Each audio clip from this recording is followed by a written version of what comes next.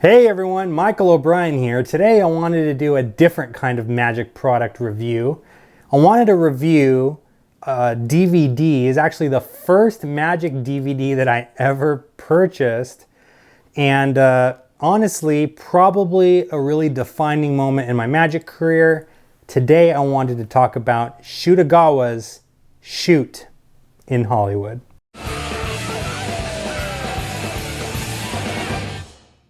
All right, everyone. So thank you so much for tuning into this video. I wanted to kind of do this throwback. One of the first tricks that I ever really learned for coin magic was a trick called Nerd. And it's probably one of the hardest pieces of magic that I've ever learned. For those of you not familiar, it's essentially a trick with 3 coins in just your hands. There's no gimmick, no sleeving, nothing. You actually make 3 coins appear, vanish, and then reappear again, just using your hands and 3 coins. It's probably the hardest piece of magic that I've ever learned in my life. I learned this as one of my first coin tricks that I ever decided that I wanted to learn, because I told myself, if I can master this, then I will probably be able to do anything that my heart desired. So in this video, I wanted to review that DVD project that really, like I said, was kind of a deciding point in my life when it came to coin magic specifically, but also just transitioning from doing kind of easy basic sleight of hand, learning a double lift here and there and stuff, to doing actual intermediate to advanced level sleight of hand. And that video is Ogawa's Shoot in Hollywood DVD. I'll leave a link in the description. I don't think they produce this anymore. It's pretty old. I think it came out in like 2005 or something like that. I think I got it around 2007. If you can find a copy of it, hold on to it, because like I said, this is out of print. I don't even know if Ogawa himself is producing these or selling these anymore. But if you can get a copy of it, grab it, because it's a really good set. Now, before I get into my actual review and breakdown of each individual trick that he teaches here, I wanted to give some shout outs to my brand new Mob Squad members. Thank you guys so much for joining. If you want to hear your name read out loud in one of these videos, all you guys got to do is click that join button right there below the video. For just $1 a month, you guys will get access to all of my tutorials, future videos. You guys will get early access to those future videos and exclusive members only videos that only you guys will get to see here on my channel. And today I wanted to give a huge shout out to William Ruff and BB. Thank you guys so much. I see you there in the comments every time you guys comment with your little badge next to you and all that good stuff. You guys are awesome. For all of you guys watching this video, you also are encouraged to click the subscribe button, ring the notification bell. You guys know the drill. But anyways, let's go ahead and get into this DVD review. So before I break down each individual effect, I will say this is not a DVD for beginners, which is kind of ironic because I was a beginner when I started learning the material on this DVD. So let me rephrase that. If you're a beginner, you can learn the material on this DVD, but it is going to take a lot of practice. And when I say a lot of practice, I really mean hours and hours and hours of practice. How did I have so much time to practice? Well, one of my first jobs out of high school was working at the magic shop at Disneyland. So I had plenty of time to kind of tinker and play with, learning new sleights and things in between customers coming into the store, especially on slower, like rainy days. A lot of downtime. So what I would do is practice and learn the stuff that I learned, most of it being stuff that I learned at the time from Ogawa. Ogawa is probably one of the first major names in magic that I kind of like latched onto. Him and David Stone really shaped me. I learned ninja rings, I learned coin stuff, I learned card stuff, like you name it, right? So this DVD is definitely for the intermediate to advanced magician, but a lot of stuff on here is really, really cool. And like I said, it's kind of shaped a lot of my magic. So first trick on there is a trick called stir fry. So stir fry is essentially a 3 phase routine. It's kind of part Red Hot Mama, part color changing deck, part 4-for-4 transposition. So what happens is the spectator chooses any card from the deck. That card is lost and shuffled into the deck. Then the spectator is asked to choose face cards and number cards. So the magician will take out like the 4 2s and like the 4 queens, for example. The rest of the deck is set aside. The magician takes the 4 queens, sets them down either on the card case, or you can have the spectator make a fist and he sets it on their fist. And then he's holding the other 4 cards with just a wipe. The 2 cards actually change places. And the magician is able to show now he's holding all of the queens and the spectator is holding all of the 2s, for example. Then those cards are put back into the deck and the deck instantly changes from red to blue, all except for 1 card, which is the spectator's chosen card. And then after that, the magician wipes that card on the table, turns it over, and now it is blue, and everything can be examined at this point. There are only blue cards, there's no red cards, nothing to see, ends completely clean. Whew, what a trick. So stir fry is actually the inspiration to my Chicago closer routine. I started performing my Chicago closer because I was originally going to do stir fry as sort of like my closer, but I didn't like how it ended. I didn't like how it ended with just that 1 card, you know, turning blue, and like that was kind of the end, and then everything is blue now. I wanted to end with all of the cards going blank. So instead, I kind of came up with a way to still keep that color changing deck element and still keep that Red Hot Mama element, but then to have all the cards be blank at the end instead. So if you guys want to check out my Chicago closer, I'll leave a link in the description below so you guys can check out that routine and how it relates to stir fry. I also encourage you guys to check out I don't know how many of these videos are on the internet, but if you can, I'll try to link some of them in the description below too, at least the ones that I can find on YouTube, so you guys can check these tricks out because they are really good and you can see the level of sleight of hand and intensity that goes into these tricks. So now, trick number 2 on the DVD is what the blank, right? So this is Shoot's blank deck routine. Pretty straightforward. He shows a blank deck of cards. He prints one of the cards, in this case, the Queen of Hearts, and then he removes 3 other cards from the deck, prints each of those cards, so now he has the 4 queens, and then proceeds to print the entire deck. It's a pretty straightforward effect. It's a great opener if you wanted to use it as an opening trick. I think the whole thing is like 30 seconds long, if even that, but a knuckle buster. And the thing that I didn't like about it is that the moves need to be performed off the left in order to be able to perform them. So like you have to kind of be left-handed for some of the moves to work. Shoot teaches you how to perform this right-handed, but he even admits, he says for specific moments you have to switch hands and do it off the left hand. So it might be uncomfortable for someone that's right-handed. I learned that routine and I performed that routine as my opener for the longest time for my card magic.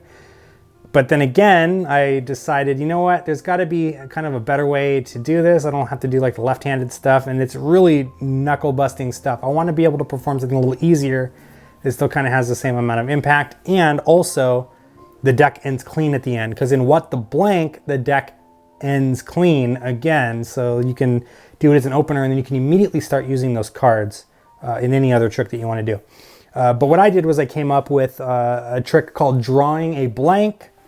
I'll leave a link in the description below so you guys can check that out. If you become a member, you can, in the future, it's not up just yet, but it will be very soon available for you guys to learn my trick, Drawing a Blank too. So if you guys become a member, you get access to that tutorial.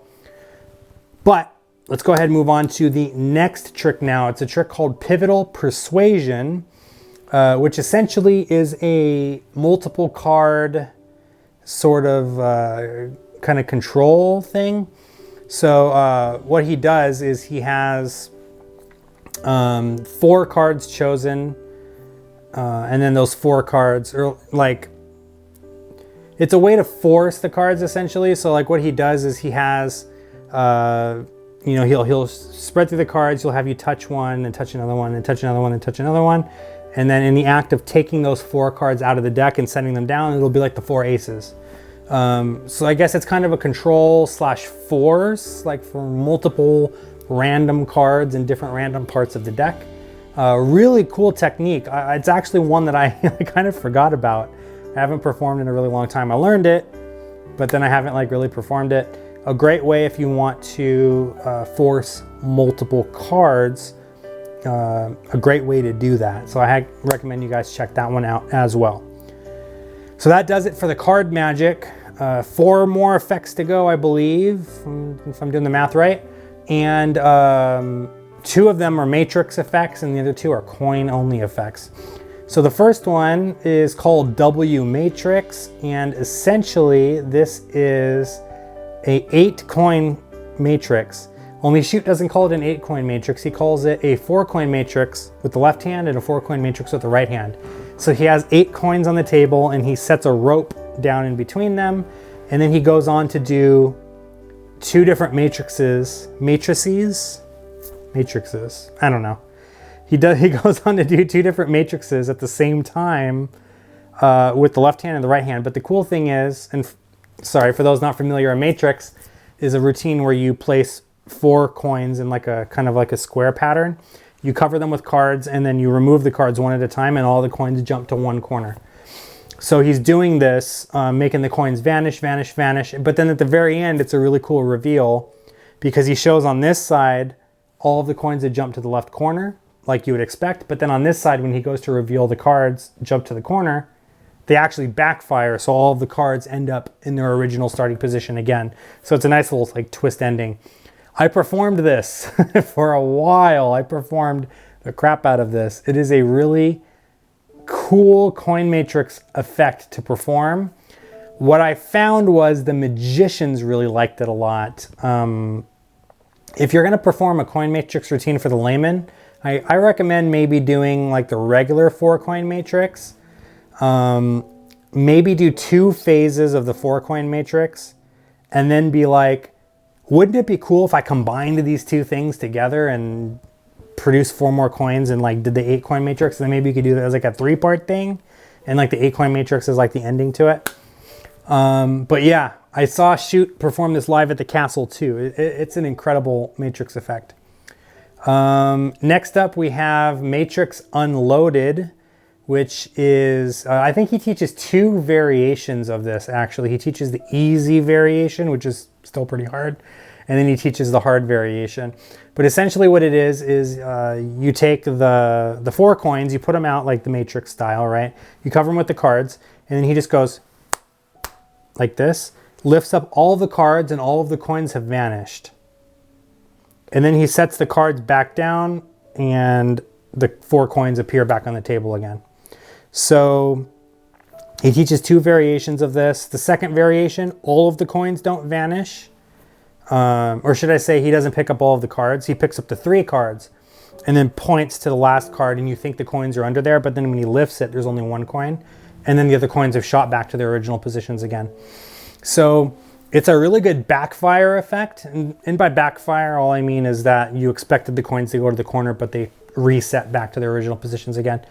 It's a good backfire effect if you guys want to learn that one. If you're already performing Matrix, this might be a good like 3rd phase because it has like that twist at the end where they think that all the coins are going to the corner, but then they don't.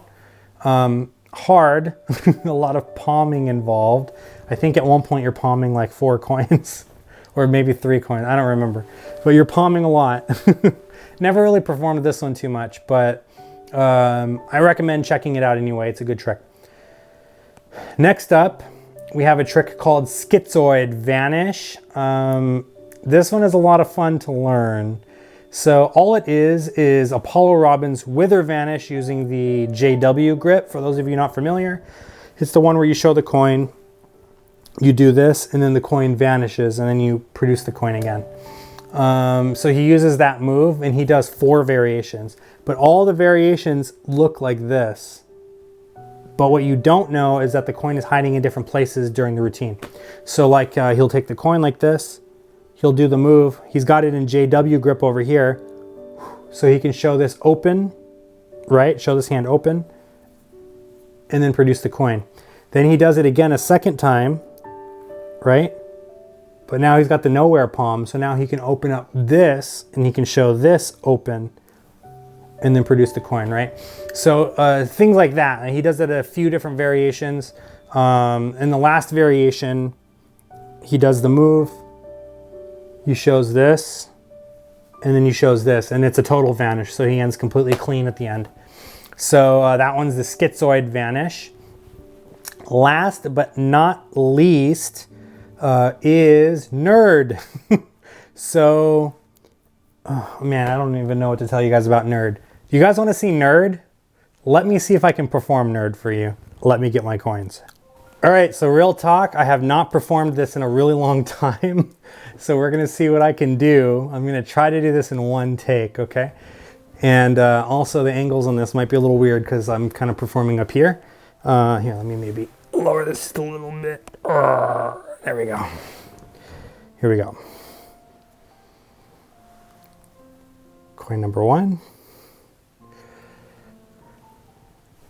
Coin number 2. All right. So there's 2 coins, of course, just like this. But if I go here, you get coin number 3. Let me see if I can make this coin vanish, just placing it here like this. There goes coin number 1. Of course, just 2 coins left, 1 and 2. But if I place these coins here, just like this, there goes coin number 2. Now, I'm gonna try to see if I can do this part, because this part is like super difficult to do. I'm just gonna do it with this hand like this. You're supposed to roll it on both knuckles, but we're just gonna do it like this. Vanish, right? And then I'm gonna try to do this without talking the coins. Ah, they talked, oh well. There's coin number 1. Ah, I almost got it. Coin number 2. And coin number 3. You see, I have chops, right? Not too bad, I guess. Not too bad for doing this in a really long time. Real quick, actually, I might as well show you guys like the Schizoid Vanish stuff too. Let me put this back. There we go. Show you guys the Schizoid Vanish stuff too. So the Wither Vanish looks like this, right? Vanish the coin, and then you produce it again. And then you can take the coin just like this. It's not there, right? Vanish the coin again, but you can show this is open. And you can produce the coin here, right? So, like I said, he has a few different variations of that. He does one where he does it and then shows this, and then like I said, a total vanish. That was Schizoid Vanish. But the 3 coin thing is Nerd. It's really cool. It's a lot of fun. I recommend just to play with it. If you're a coin magician and you don't know this routine, I highly recommend learning it anyway, just because it's going to teach you a lot of things with your hands, right? And there's some cool little subtleties, some convincers in there too. It's a lot of like the Japanese style of coin magic where everything is kind of on the vertical. A lot of like, you know, retentions like this, and I don't know how to explain it. It's not like, you know, like this style of magic where you're doing like all this stuff. It's more like up here and on the vertical plane rather than like on the horizontal plane, if that makes any sense. But that's Nerd. Awesome, but super hard. Now, you get a bonus effect. Unfortunately, he doesn't teach it because it requires a whole nother DVD of its own to teach. But what you get is Ogawa's Samurai Thimbles routine, which is his thimble magic, right? Believe it or not, I learned that routine too. No, I'm not going to perform it for you. I don't even know where my thimbles are. It's been so long since I've performed it. Right? But yeah, it's a lot of fun. It's a cool performance to watch. I think that it's there because it's pitching you to go buy his Samurai Thimbles routine. If you all want to learn thimble magic, I recommend checking that one out too. He teaches you the full routine from start to finish in the separate project, not on Shoot in Hollywood. But he teaches you the whole routine from start to finish, as well as some variations and stuff. And you can pick out the ones that you like and don't like, and kind of do it however you want to do it.